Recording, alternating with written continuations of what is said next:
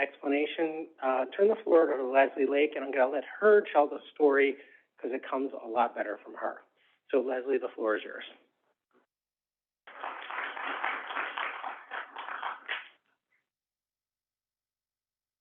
Okay, so if you had asked me 4 years ago if I would be standing here in front of you people, I probably would have said, huh? But here I am today. So Elliot earlier asked how many people had actually gone on a blood clot walk. How many people here have actually had a pulmonary embolism? Ah, ladies. Okay, 3 of us. Wow. Interesting. I'll talk to you after the session today about NBCA. Okay. So I'm Leslie Lake. I am the volunteer president of the National Blood Clot Alliance. I am a pulmonary embolism survivor circa 2018. I live in New York City, and all of those facts are actually relevant to my conversation today. So I'm going to take you on a blood clot journey. It's called Mine. And as crazy as it will seem in a few minutes, it actually did happen, and it's one of the reasons why I'm here today. So if we could have the next slide, please. Okay. So the print is really big because the only thing worse than my lungs are my eyes, actually. So if you see me going like that, that's why.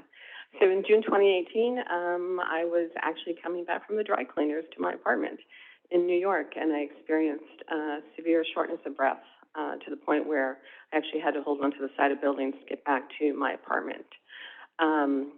Like all of the New Yorkers, nobody actually stopped to see what was wrong with me, and finally made my way back to the apartment. And I actually called my doctor's office. She was part of a large consortium of doctors, and she had just recently retired, and told them what had happened to me because I was trying to avoid the emergency room at all costs. And they said, oh, we can see you in 3 weeks. And I thought, okay.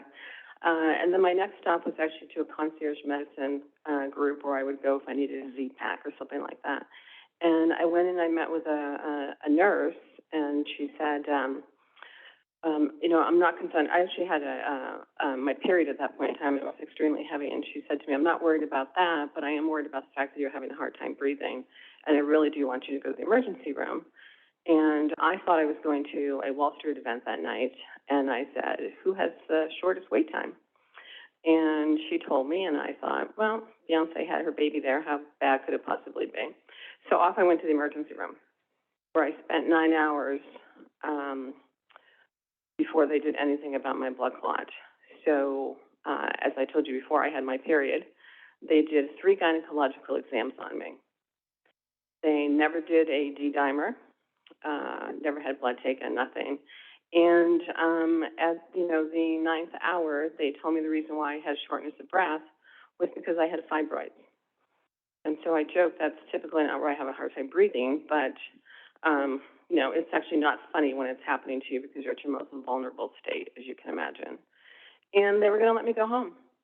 And prior to checking me out, somebody came up with the idea of checking my lungs, and it was after they did the CAT scan of my lungs that they came back to me and said, now I know why you had a hard time breathing. And, of course, I asked why, and they said, you have a blood clot. And the next thing I knew, I was admitted to the ICU. So I had never actually spent one evening in a hospital setting before, and off I went to the ICU. Anyway, it was terribly frightening, as you can imagine, and I was hooked up to an IV, and I had oxygen at this point in time, and no information, and I was on my phone desperately trying to get information about what had happened to me. And then the next day, I met with a pulmonologist for about 10 minutes, and, they came in, checked my heart, et cetera, asked me if I'd flown recently, was I on birth control? The answer was no. And then the day following, they let me go home. So this was in 2018 in New York City, where you would think in a major hospital they would actually know what they were doing about blood clots, and they didn't. So I left in an Uber with my prescription, and that became my, the beginning of my journey about learning about blood clots. So no information whatsoever, on a heavy-duty blood thinner at this point in time, have my period, no discussion about that, no discussion about anything else related to a blood clot. I didn't even know what a blood clot was until that point in time. So, I'm lucky because 100,000 people a year are not so lucky. You're lucky also, the two of you, because for a lot of people, the first symptom is death. And, I'm forever grateful that I found NBCA. Anyway, so I did something a little bit unorthodox on my blood clot journey. I decided, as I was trying to learn and educate myself about blood clots and what had happened to me, that I was actually going to put two hospitals on parallel paths.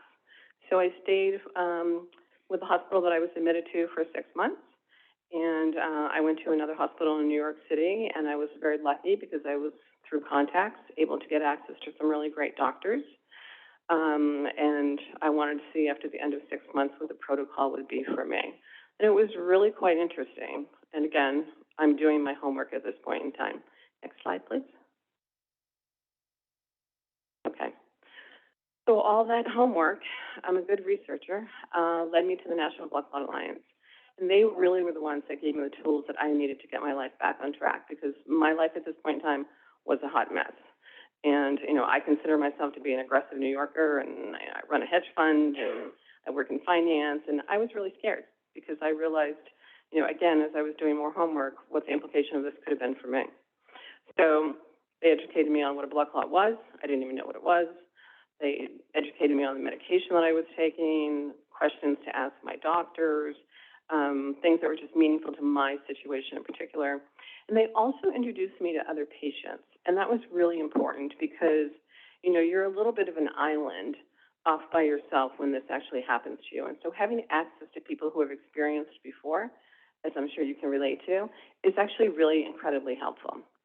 Okay, so I get to the end of my 6 months, and I have my two hospital settings, and I say to the first group, and it's important to know that I'm unprovoked. So don't know why I got it. First hospital says to me, you're going to come off of your anticoagulant, you're going to go to aspirin, and if you have chest pains, go to the emergency room. And you might want to tell them that you're having a heart attack because a lot of people just aren't familiar with blood clots, and you move to the head of the line faster. I thought that's an interesting protocol. Okay. The second group actually said to me, you're probably going to be on anticoagulant for the rest of your life. I was hyper-focused on staying alive. I still am. And I knew the 30% recurrence rate after 10 years. And so hospital number 2 said, you're probably going to be a lifer. We're going to hopefully decrease it over time. And that's the protocol that I accepted from them. So I learned a tremendous amount about blood clots during my recovery. And as I said before, I'm incredibly appreciative to the National Blood Clot Alliance because they really were the ones that were there for me when I needed somebody the most. So why did I get involved with NBCA after I kind of came up my learning curve? So, I was able to advocate for myself. And I'm really fortunate that I had great contacts and I could actually transition over to a new hospital, that I was able to get an appointment like 2 days later. But most people can't. And then when I started to read the statistics about the people that actually get blood clots and how hard it is for people to advocate for themselves, particularly women, to Dr. Cushman's point, Black Americans, significantly worse incidence levels, it actually really made me angry. And I thought, I'm really lucky and I'm in a position where I can actually help people. And I don't want anybody else to go through what I had gone through. I don't want another woman to have to go into a hospital setting and have 3 gynecological exams and be told they had fibroids, and that's why they were having a hard time breathing. Does not have to happen. So anyway, I asked if I could join the National Blood Clot Alliance board. They said yes. And then I guess about a year later, I became the volunteer president of the organization. So now I want to take you on the journey of NBCA so you can learn about this incredibly fabulous organization. Okay. We can keep going.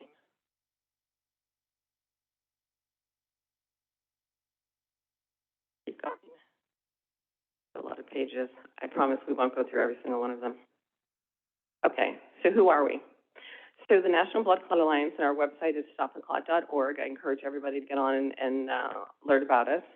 And our objective is to advance the prevention, early diagnosis, and successful treatment of life-threatening blood clots. And keep going. And we've got all kinds of great stuff on our website. There's a informational video that I encourage everybody to watch. You know, we were founded in 2003. We were actually quasi-born out of the CDC. There were a group of patients and researchers in the VTE space that determined there was a need for an organization like ours, a patient advocacy organization like ours, and so that's actually how NBCA started. And to this day, we still do a fair amount of work with the CDC. So really important. We're patient-led. We're a patient advocacy organization. We're nonprofit. We're supported by a medical and scientific advisory board that includes nationally recognized experts in the space. Just so blessed in that regard. And of course, on our board of directors, we have Elliot, who I think was our first clinician ever to join our board of directors. And you can see how we accomplish our missions. It's through a variety of public awareness initiatives, educating patients and healthcare professionals. And then you can keep going, actually.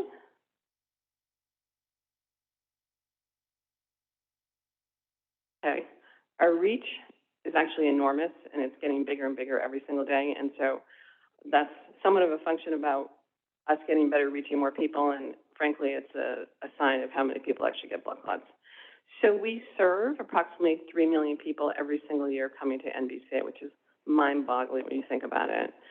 We have a huge Facebook following. It's actually grown significantly since we put these numbers together. And through our affiliate board members, we have about 100,000 people a day that communicate with us on social media. Okay, and keep going. And you can see here some of the online channels that we have. We can keep scrolling. Okay, you can keep scrolling. Thank you. Okay, so we have the main website, and then obviously women have very unique issues regarding blood clots, and so we have found that we have a very high percentage of women who come to us for various reasons: birth control, hormone replacement therapy, pregnancy, et cetera. And so it actually warranted a dedicated space for women in blood clots. A very active community amongst women. Okay. We have a lot of programs and a lot of community engagement, and community engagement is really what we do. So one of our signature programs is called Stop the Clot, Spread the Word. This is a program that we started with the CDC back in 2015, and it's a campaign which offers just a tremendous amount of life-saving information about blood clots, integrated digital communication tools. All of this is publicly available, so if you want access to it, it's yours. You can use it at your organizations. It belongs to all of us. And we have reached about 300 million people through this one campaign. Okay. We also have something, it's called an e-curriculum, Stop the Clot, what every healthcare professional needs to know. This is actually the #1 curriculum course at the CDC. And I mentioned to some of the CDC folks this morning that I was going to be here, and they wanted you to know that this course is available. They would welcome everybody taking it, and there are credits, obviously, if you do so. I've actually taken it. I passed, so no pressure for anybody who might take it in this room. Okay, next up. So COVID-19 and blood clots. Obviously, in 2020, the world learned about COVID and blood clots. We were a beneficiary of funding for a registry regarding COVID and blood clots. And so we have approximately 24 members that are on our medical and scientific advisory board. Half of them are actually participants in this data registry. We are about to embark on our 3rd year of collecting data, and we will be publishing on this data as well. And I believe we are presenting some of that. Oops, can you hear me? At ISTH this summer. Okay. And as I told you before, women in blood clots, very high percentage of people coming to us are actually female. They're a very active community. They have their own unique risks. And so tremendous amount of information for you if you're interested in women in blood clots in particular. And then kind of a fun thing, but not a fun thing, we realized that we actually had a lot of patients who were amateur athletes, or even in some cases professional athletes. And because they were in such good shape, when they would present at their doctor's office or the emergency room, they were often told that they had a strained muscle or they had pneumonia. and they really weren't taken seriously as being a potential blood clot patient. And then lo and behold, what would happen is they'd end up back in the ER, and sure enough, they'd, have a blood clot. So we actually created something called Sports and Wellness Institute. Katie Hoff, who is the woman that you see in the picture here, she's actually an Olympic swimmer, and now several years ago when she was getting ready to compete for the Rio Olympics, she suffered a blood clot, and she went for 7 weeks without being diagnosed correctly, which ended her career. She was often referred to as the female Michael Phelps, although I guess Michael Phelps could be referred to as the male Katie, if we wanted to look at it that way. Anyway, so it ended her career, and you would think of somebody like her, who has access to some of the top doctors in the world as an elite athlete, would be diagnosed correctly, but she wasn't. And so she's become we refer to her as our thrombombassador of NBCA. And she's fantastic, and she does a lot of speaking on our behalf, and she's very motivating for the team and what have you. So we started a Facebook group around the Sports and Wellness Institute, and within 4 months, we actually had 2,000 patients sign up. So it tells you something about how many people out there suffer from this. Okay, continuing on. So we have, again, patient support community, lots going on. Something that we launched actually this year. So the team actually hates when I go, hey, I have an idea, because it usually means that there's going to be more work around it. Well, we came up with something called Pep Talk, and that stands for Patients Educating Patients. And we decided to take a little bit of a different playbook, and instead of the clinicians kind of talking to the patients, it was patients talking to the patients and inviting clinicians to come and speak on a particular topic. This has been one of the fastest growing groups within NBCA, and it's one of my favorites. We actually just had one last night, which is why I had 4 hours of sleep last night. And it was actually, May is actually Women's Health Month, and so it was all about women and blood clots. And we had 400 women who signed up for this event. So we've done 3 of these now. We've had approximately 1,100 new patients who have signed up to participate in this.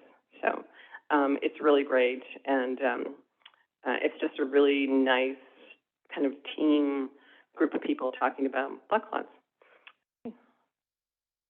And then we also created something called Thrombombassadors, which I can't take credit for the name. I came up with NBCA ambassadors, and one of my board members said, how about Thrombombassadors, which was brilliant. And so what we wanted to do is really create like we're a national organization, but we wanted to create a grassroots network of patients, caregivers, people who have been impacted by blood clots in some capacity. Several people have lost loved ones to a blood clot. And they go into their local communities and they talk about blood clots, their experience, they're educated, we train them. And this has grown incredibly fast also. So we have approximately 40 ambassadors now, which is amazing. And our objective is to get one in every single state and then grow it from there. So we do this, some of it's virtual, some of it's in person, but it's really a wonderful way for us to actually reach the local community and kind of bubble up collectively on a national level. And the great thing is that we collect data. So all of these people that we meet, all of these patients that we meet, we ask them questions, they give us answers, and it really helps us think about kind of the gaps that people are experiencing as they leave the clinical setting, because clearly with this many people coming to us, there's a really big gap.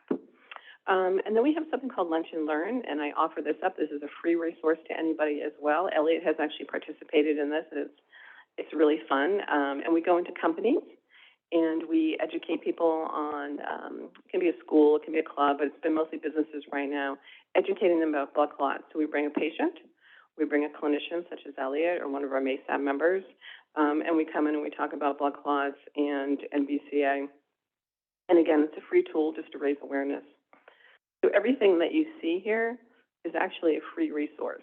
So again, it's available to everyone. And then we've been doing more in the health disparity space. Obviously, we know that outcomes are worse for certain groups.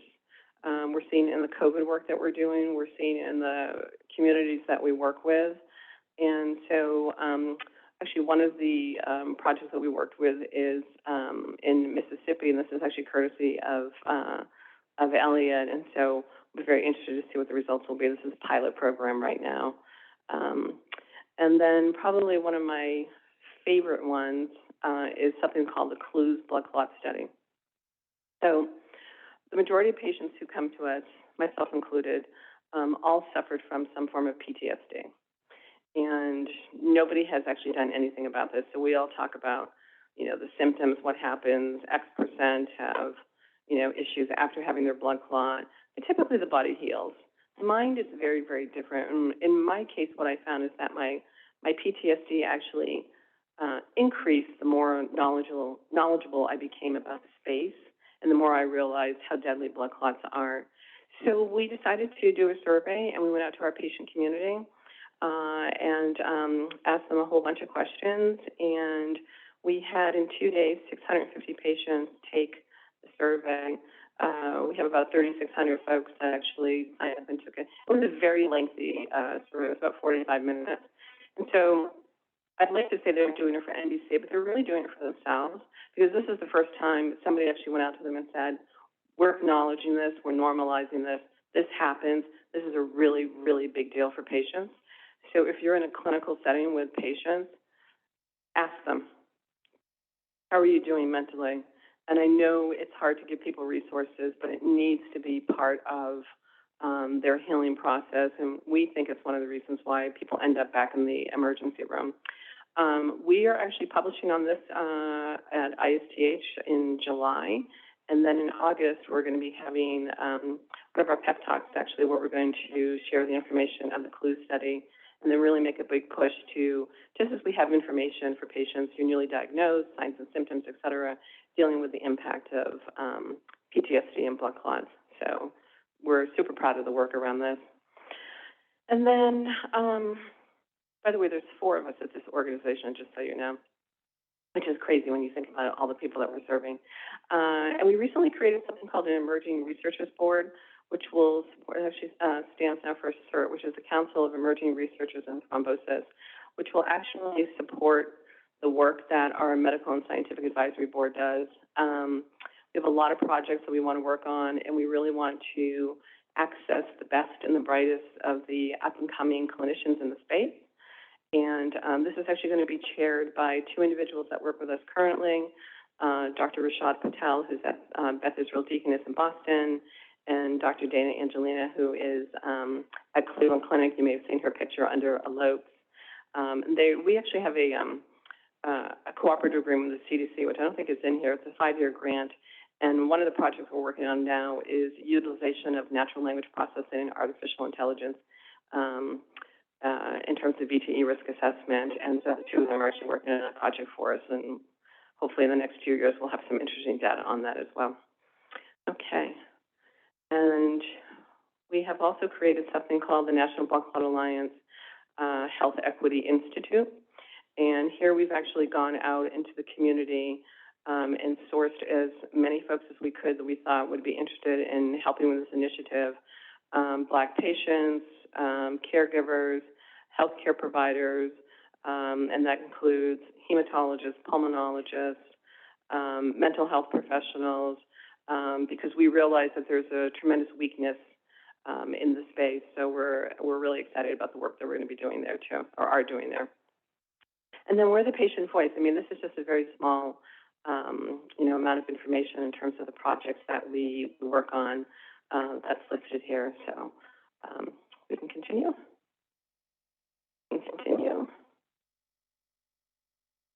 Okay, there won't be a quiz at the end, I promise. And so this is who we are as an organization. So we have a board of directors. If you could just move this page up, please. And then we have our Medical and Scientific Advisory Board, and then the team who is at NBC on a day-to-day basis. So you'll see 80% of the NBCA board is actually a patient or a family member who's actually been impacted by a blood clot, and almost half the staff actually is in the same category. So per our charter, we have to be at least 50% focused on patients. And as you can see here, we are. And then in terms of VC professionals, we have 2. One of them is Elliot. Okay. I won't go through every single person who's on our Medical and Scientific Advisory Board, but you'll be able to see the quality. You can just keep scrolling here.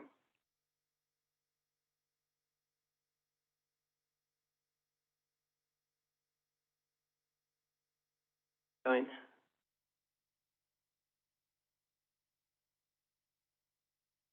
So Dr. Corona, who you heard from today, he is the chair of our Medical and Scientific Advisory Board. He's fantastic.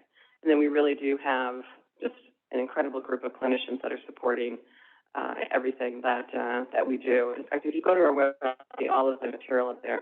It's actually, we produce it, but it's actually overseen by MASAB. Okay, we can keep going. Am I running out of time? Okay, scroll faster. Going.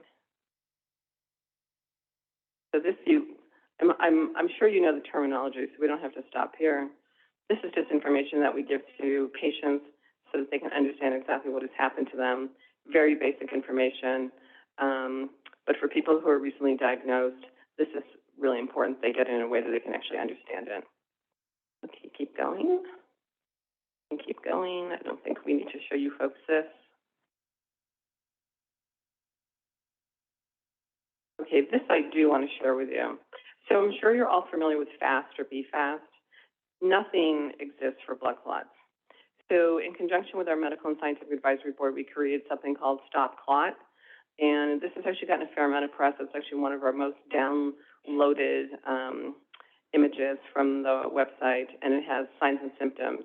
And so we're trying to share this with as many people as possible. So it's a great acronym for people just to learn about, because blood clots are a great mimicker. And so we're trying to get people to understand that it can take many different, it can be many different signs and symptoms. So please feel free to download that. I know the Johns Hopkins team has it in your location. Thank you very much. Okay. Going. I don't need to share clinical information with you folks. Keep going. Okay, we've all seen the numbers. We know that this is actually underreported, the 100,000 and 900,000 numbers. 1 person every 6 minutes, in the United States dies of a pulmonary embolism. 1 person every minute being diagnosed. The numbers are incredible. Just so you're all aware, this is the first year that we actually did a fly-in in Washington, D.C. There's no national surveillance system, as you probably know. And so we are actually working as a pro bono client with the one of the largest lobbying firms in Washington, D.C., and they did a fly-in with us, and we met with 35 congressional representative staff, and we're really trying to advocate for more awareness and more funding for the space. So we can keep going there, and all of this is available to you folks so that you can read about NBCA and the work that we're doing and all of the great material that we produce. And I will probably end it there. And I'll be here, so if you have questions, please come see me. And I would just love to share more information about National Blood Clot Alliance. I think, as a patient who suffered from this, finding the organization and then being able to give back is just such an incredible opportunity. So thank you very much for allowing me to speak today. I really appreciate it on behalf of all the patients.